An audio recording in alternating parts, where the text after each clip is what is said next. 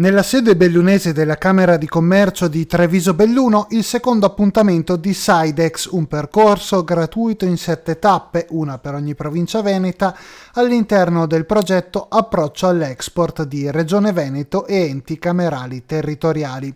L'obiettivo è fornire strumenti alle aziende per l'approccio a nuovi mercati internazionali. Sidex ha l'ambizione di essere un momento di formazione e di informazione nei confronti dei nostri imprenditori. I mercati globali non sono patrimonio solo delle grandi imprese, ma possono essere un mercato di sbocco anche per il nostro tessuto imprenditoriale, piccole e medie imprese, soprattutto pensando a queste nostre imprese, le quali hanno a volte dei prodotti veramente unici e quindi per questo vendibili. Il salto di qualità probabilmente che in alcuni casi le nostre imprese devono fare è quello innanzitutto di essere preparati, ed ecco quindi il senso di Sidex, ma a fianco a questo anche avere la capacità di aggregarsi, la capacità di mettersi assieme per fare quella massa critica finanziaria magari in alcuni casi per affrontare dei mercati complessi.